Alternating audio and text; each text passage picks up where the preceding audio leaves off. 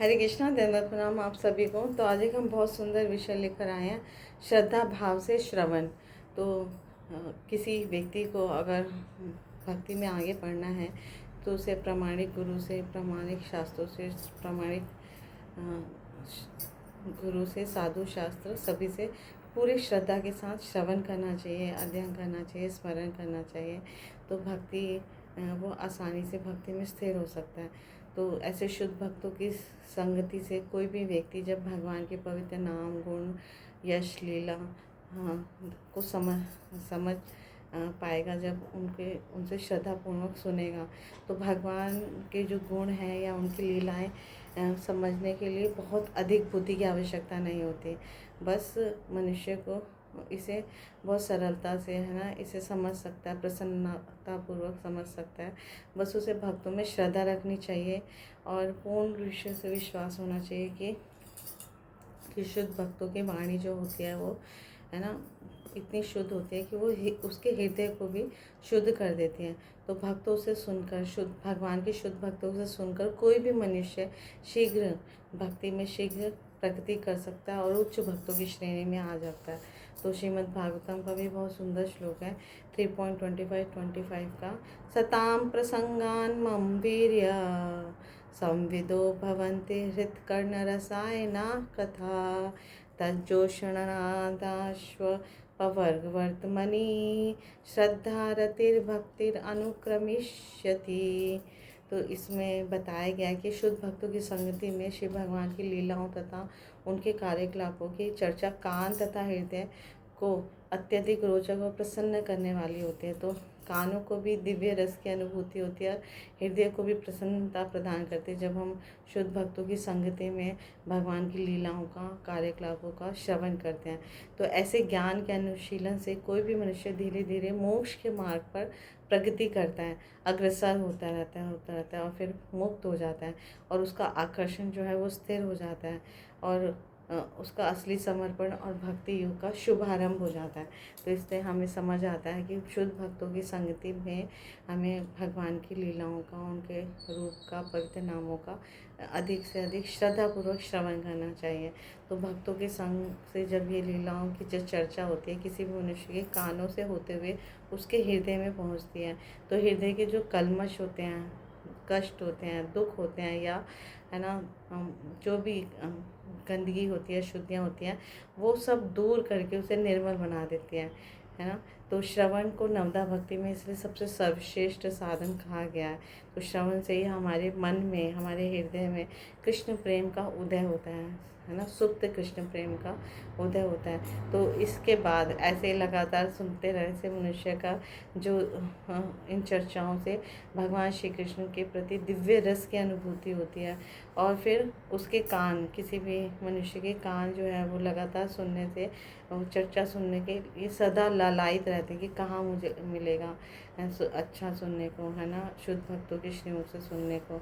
तो जब ऐसे श्रवण में कोई भी मनुष्य आसक्त हो जाता है तो ये आसक्ति जो है वो भक्ति मार्ग में उसका मार्ग प्रशस्त करती है और उसका आकर्षण भगवान में स्थिर कर देती है और फिर भगवान की भक्ति ही हर मनुष्य जीवन का वास्तविक परम चरम लक्ष्य है।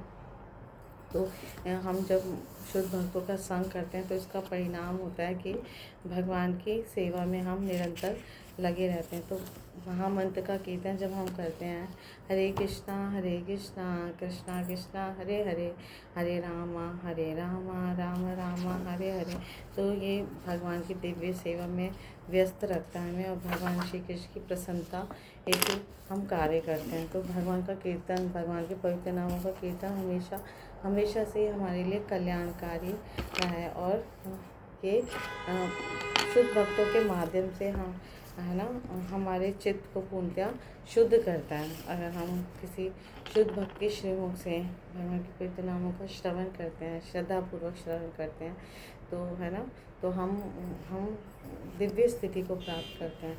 तो इसलिए भगवान के शुद्ध भक्तों का आश्रय पूर्ण श्रद्धा के भाव से हमें अवश्य लेना चाहिए, क्योंकि वो इस नौका के समान बताया गया, ऐसी नौका के समान बताया गया जिससे ये भवसागर हम बहुत सरलता से पार कर सकते हैं। तो क्योंकि भगवान के भक्त जो हैं वो बहुत शांत होते हैं। तो जो भयावने सागर में हम डूब रहे हैं, अनादिकाल से हम बारंबार डूबते हैं उठते हैं, तो शुद्ध भक्तों का जो संग है वो मजबूत नाव के बराबर है, जो डूब रहे व्यक्तियों की रक्षा करता है। तो इस तरह से हमें शुद्ध भक्तों का श्रद्धापूर्वक आश्रय स्वीकार करके हमें इस भवसागर से निकल जाना चाहिए, ताकि हम इस भवसागर के थपेड़ों से, कष्टों से मुक्त हो जाएं। तो ये विश्वसनीय सहारा है, शुद्ध भक्तों का जो संग है ये विश्वसनीय सहारा है, जिससे हम किसी भी डूबे हुए व्यक्ति को, है ना, वो सहारा मिल जाता है तो बच जाता है। तो भवसागर से निकलने के लिए मजबूत नाव है भगवान के भक्त, है ना। तो जो ये भौतिकता में डूबे हुए लोग होते हैं उनको ये मजबूत नाव बचा सकते हैं, बहुत सरलता से बचा सकते हैं, क्योंकि ऐसे भक्त होते हैं परम ज्ञानी होते हैं और उन पे अहंकार का थोड़ा सा भी अहंकार नहीं होता, लेश मात्र भी अहंकार नहीं होता। वो शांत होते हैं, परम शांत होते हैं। तो जो भी उनकी शरण में आता है, उन पे श्रद्धा करता है, पूर्ण रूप से शरणागत हो जाता है, तो उसे स्वीकार कर देते हैं और उसके दोषों को भी नज़रअंदाज कर देते हैं और उसे कल्याण का मार्ग दिखाते हैं और उस मनुष्य जीवन को वो सफल बनाता है व्यक्ति। तो अगर किसी को अपने जीवन का परम लक्ष्य प्राप्त करना है तो भगवान के शुद्ध भक्तों का पूर्ण रूप से श्रद्धा रखनी चाहिए, उनसे श्रद्धापूर्वक सुनना चाहिए, उनकी वाणी सेवा, वक्तु सेवा करनी चाहिए, उनकी निष्ठापूर्वक सेवा करनी चाहिए। तो ये बहुत ही सुंदर मार्ग भगवान ने हमें बताया है। इससे हम इस भौतिक संसार के क्लेशों से पूर्णतया मुक्त हो जाते हैं। तो इस तरह हम अपने जीवन का अगर रियल में वास्तविक कल्याण चाहते हैं तो हमें शुद्ध भक्तों का आश्रय स्वीकार करना चाहिए और हमें साधु संग हमारे लिए अनिवार्य है, क्योंकि भगवान के भक्त जो हैं वो माया से दुख भोग रहे संतप्त जीवों को के संतापों को मिटा सकते हैं। केवल वही एकमात्र आश्रय है, क्योंकि जो भगवान श्रीमद् भागवतम में भी बहुत सुंदर श्लोक बताते हैं। 11.26 34 श्लोका है। संतो दिशन्ति चक्षुषी बहिर्अर्क समुपस्थिता देवता बांधवा संत आत्म अहमेव च। भगवान श्री कृष्ण स्वयं कहते हैं उद्धव जी को, मेरे भक्तगण दिव्य आंखें प्रदान करते हैं, जबकि सूर्य केवल बाह्य दृष्टि प्रदान करता है और वह भी तब जब आकाश में उदय हुआ रहता है। मेरे भक्तगण ही मनुष्य के पूज्य देव तथा असली परिवार हैं, वे स्वयं ही आत्मा और वे मुझसे अभिन्न हैं। तो भगवान कह रहे हैं कि भगवान के जो भक्त होते हैं भगवान से अभिन्न है।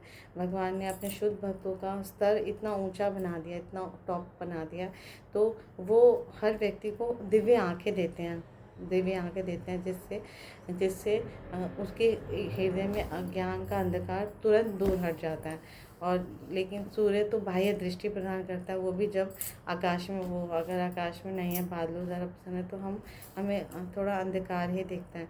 लेकिन भक्तगण जो है वो सारे मनुष्यों को, सभी को दिव्य आंखें प्रदान करते हैं, जिससे वो उनके हृदय में दिव्य प्रकाश उद्भूत होता है। तो महिमा यहाँ पर बता रहे हैं भगवान कि सूर्य से भी अधिक परोपकारी जो हैं वो भगवान के भक्त हैं, ऐसा भगवान स्वयं कहते हैं। क्योंकि सूर्य तो केवल बाहरी प्रकाश देता है, वो भी दो शर्तों पे, कि अगर सूर्य आकाश में हो तब, और व्यक्ति अंधा ना हो। अगर ये दोनों स्थिति अनुकूल है तभी वो सूर्य का प्रकाश से कल्याण पा सकता है, अन्यथा वो सूर्य का प्रकाश उसको नहीं मिलेगा। लेकिन जो भगवान के भक्त होते हैं वो इतने पूज्य हैं, क्योंकि वो भगवान की भक्ति प्रदान कर सकते हैं, है ना।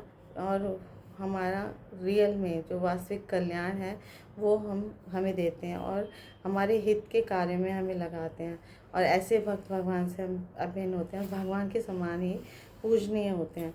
तो इस तरह से हम भगवान के भक्तों को और ध्यान श्रद्धापूर्वक हमें शरणागत होना चाहिए और उनको से ही श्रवण करना चाहिए। तो प्रामाणिक गुरु साधु शास्त्र से हम अधिकाधिक श्रवण करके, है ना, अध्ययन करके, स्मरण करके हम भगवान के बारे में अधिकाधिक जान सकते हैं, प्रेम विकसित कर सकते हैं। जो हमारे हृदय में सुप्त कृष्ण प्रेम है उसको जागृत कर पाते हैं और इस तरह से ये दिव्य आनंद प्रदान करने वाला है। भगवान श्री कृष्ण का प्रेम ही हमारे जीवन में दिव्य आनंद लाने वाला है, तो कुछ भी शेष नहीं रह जाएगा। यही हमारे मनुष्य जीवन का परम लक्ष्य है। तो इस तरह से वास्तविक सुहृद जो होते हैं किसी भी मनुष्य के, वो भगवान के शुद्ध भक्त होते हैं। तो भगवान की प्रशंसा करते करते अपने शुद्ध भक्तों की प्रशंसा करते करते उद्धव से और भी आगे आगे बहुत सुंदर श्लोकों में वर्णन करते हैं। 11.14.15 श्लोका है। न तथा मे प्रियतम आत्मयो निर्न शंकरा न च संकर्षणो न श्रीनिवात्मा च यथा भवान। हे उद्धव, न तो ब्रह्मा शिव संकर्षण लक्ष्मी जी न ही मेरी आत्मा है मुझे इतने प्रिय हैं जितने कि तुम हो। तो भगवान यहाँ स्वयं कहते हैं कि उनके भक्त जो हैं उनके लिए सर्वाधिक प्रिय है, सबसे ज़्यादा प्रिय है। तो शिष्य के प्रथम जी ब्रह्मा शिव है ना, ऐसे, और लक्ष्मी जी भी उनके भक्तों से अधिक प्रिय नहीं है। संकर्षण भी उनके इतने प्रिय नहीं है जितने उनके प्रेमी भक्त भगवान को प्रिय हैं। तो ये भगवान के सभी नित्य सेवक हैं, निजी गण हैं।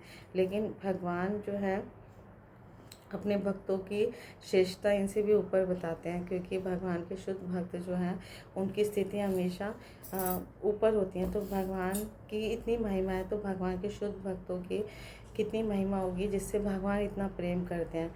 तो इसीलिए उनके भक्तों की महिमा शास्त्रों में इतनी बताई गई है। तो वो अपने आप से भी अधिक प्रेम जो है अपने भक्तों से करते हैं भगवान। तो हम यहाँ से समझ सकते हैं कि अपने भक्तों की चरण स्पर्श लेने के लिए भगवान भी पीछे पीछे भागते हैं। भगवान भी चाहते हैं कि कैसे मैं अपने भक्तों की सेवा करूं। तो महाभारत के प्रसंग से हमें समझ आता है कि भगवान के जो शुद्ध भक्त पांडवगण, उनकी सेवा करने के लिए भगवान कुछ सब कुछ बन गए। अर्जुन के सारथी बन गए, राजसूय यज्ञ में महाराज युधिष्ठिर राज के राजसभा में ऋषि मुनियों के पाद प्रक्षालन सेवा में लग गए, उनका उच्चिष्ट भोजन उठाने में लग गए, उनके शांति दूत बनकर गए वो हस्तिनापुर। कई तरह से उन्होंने अपनी भक्तों को प्रसन्न करने के लिए हमेशा है ना उपस्थित रहते थे। तो ऐसा क्यों करते हैं? क्योंकि भगवान कहते हैं कि क्योंकि भगवान के शुद्ध भक्त हमेशा भगवान के विचारों में लीन रहते हैं, मग्न रहते हैं।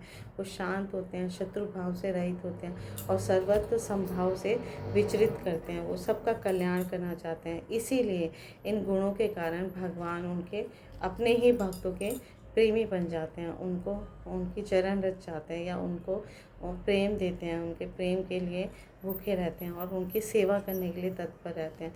तो इस तरह से हम समझेंगे कि